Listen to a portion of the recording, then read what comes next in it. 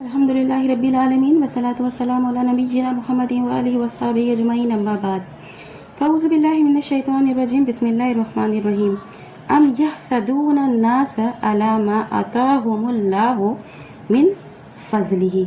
अभी जो मैंने आपके सामने आयत पढ़ी हूँ ये सूरह निसा की आयत है।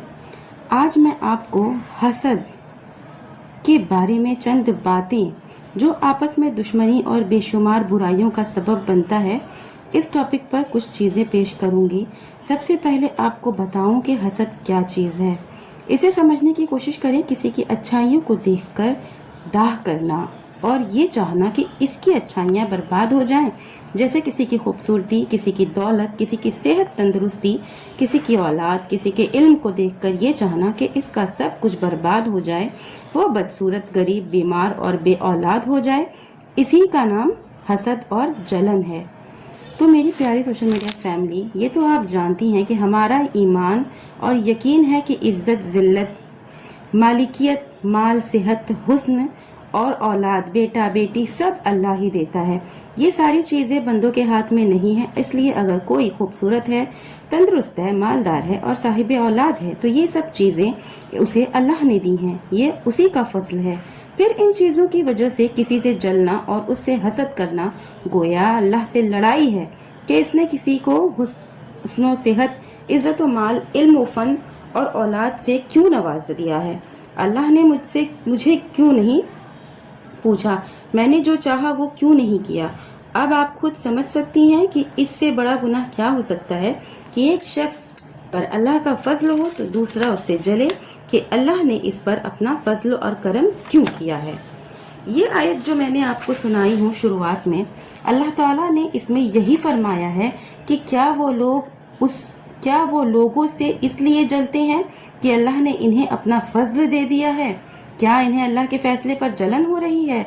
उलमा ने लिखा है कि यहूदियों ने जो पहले ही से आकर मदीने में बस गए थे कि आखिरी नबी यहाँ आएंगे, जब ये देखा कि मोहम्मद रसूलुल्लाह सल्लल्लाहु अलैहि वसल्लम किसी यहूदी ख़ानदान में नहीं पैदा हुए बल्कि इब्राहीम अलैहिस्सलाम की औलाद में अहले मक्का में पैदा हुए, तो इस पर जल भुन गए और आपके नबी होने का ही इनकार कर दिया।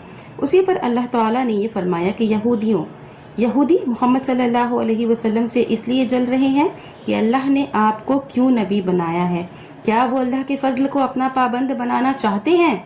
इसी से आपको ये अंदाज़ा हो गया होगा कि हसद सच्चाई का इनकार करा देता है और ईमान से दूर कर देता है। इसीलिए रसूलुल्लाह सल्लल्लाहु अलैहि वसल्लम ने मुसलमानों को हसद से दूर रहने की ताकीद फरमाई है। मुस्नद अहमद और तिरमिज़ी की रिवायत है जिसे ज़ुबैर रज़ी अल्लाह अन्हु ने रिवायत किया है कि रसूलुल्लाह सल्लल्लाहु अलैहि वसल्लम ने फरमाया, तुम्हारे अंदर भी पहले लोगों का रोग धीरे धीरे आ रहा है।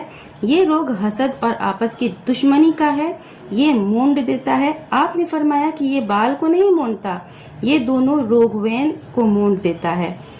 यानी जैसे बाल मोड़ दिया जाता है और साफ कर दिया जाता है, जैसे कि टकला हो जाते हैं लोग, वैसे ही ये दीनदारी को साफ कर देता है और हासिद अंधा होकर अपना दीन और ईमान सब कुछ खो देता है। इसको और सफाई के साथ समझने के लिए अबू हुरैरा रज़ी अल्लाह अन्हु की एक हदीस आपको मैं सुना रही हूँ जिसे अबू दाऊद ने रिवायत किया है। रसूलुल्लाह सल्लल्लाहु अलैहि वसल्लम ने फरमाया कि हसद से यानी धाह और जलन से बचो, क्योंकि वो नेकियों को ऐसे ही खा जाता है जैसे आग लकड़ी को खा जाती है। अब आप इस एग्जाम्पल को समझ गए होंगे कि अगर आप कोई लकड़ी जलाएं तो वो किस तरह से जलकर राख हो जाती है, लकड़ी का नामो निशान मिट जाता है। हसद, जैसा कि मैंने बताया, नबूवत को न मानने पर तैयार कर देता है। जैसे यहूदी ने अपनी किताब में आखिरी नबी की निशानियों को पढ़ा और नबी सल्लल्लाहु अलैहि वसल्लम आए तो उन निशानियों को आपके अंदर देखा भी, लेकिन हसद ने इनसे आपकी नबूवत का इनकार करा दिया और जान सुनकर जहन्नम के ईंधन बन गए। सिर्फ इतने ही पर बस नहीं किया, यहूदी लुबैद बिन आसिम ने रसूलुल्लाह सल्लल्लाहु अलैहि वसल्लम पर जादू कर दिया। आप खोए खोए रहने लगे। एक दफा आप सोए हुए थे कि ख्वाब में कुछ फरिश्ते आए और आपस में पूछने लगे कि इसे क्या हुआ है। दूसरे फरिश्ते ने जवाब दिया कि इस पर जादू किया गया है। फिर फरिश्ते ने सवाल किया कि किसने किया। दूसरे ने जवाब दिया कि लुबैद बिन आसिम ने किया है। फिर सवाल किया कि कहाँ रखा है। दूसरे ने जवाब दिया कि اردان نام کے کنویں کے اندر ایک پتھر کے نیچے جب رسول اللہ صلی اللہ علیہ وسلم اٹھے تو آپ نے حضرت علی اور عمار وغیرہ کو بھیجا، وہ اس کنویں سے نکال لائے اور ایک کھجور کے خوشے میں آپ کے کچھ بال اور کنگھی کے دانت وغیرہ تھے اور آپ نے اسے دفن کرا دیا۔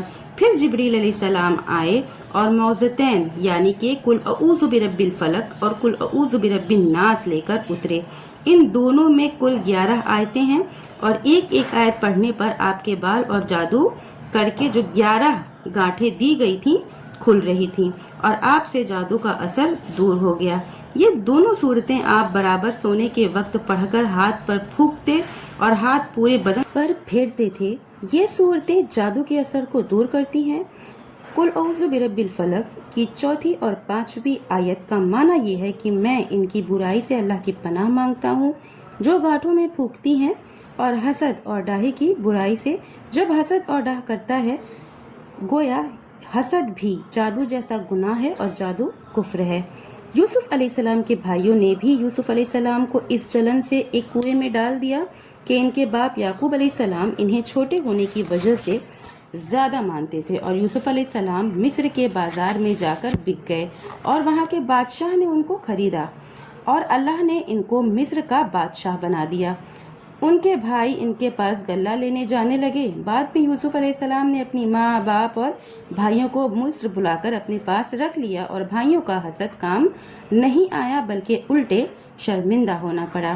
آپ کو شاید اب یہ بتانے کی ضرورت نہیں ہے کہ حسد کتنا بڑا گناہ ہے اور یہ حاسد اور ڈھائی سے کیا کیا کرا دیتا ہے۔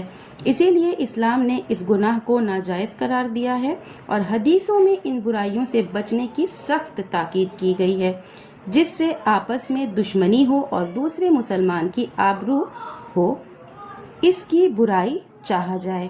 ابو ہریرہ رضی اللہ عنہ سے روایت ہے کہ حدیث بخاری اور مسلم میں آئی ہوئی ہے کہ رسول اللہ صلی اللہ علیہ وسلم نے فرمایا، بدگمانی نہ کرو، بدگمانی سب سے بڑا جھوٹ ہے، اور کسی کے قرید میں نہ پڑو، کسی کے عیب کے پیچھے نہ پڑو، کسی کو کسی کے خلاف نہ بھڑکاؤ، آپس میں حسد نہ کرو، نہ آپس میں دشمنی رکھو، ایک دوسرے سے مت کاٹو اور اللہ کے بندو بھائی بھائی بن کر رہو۔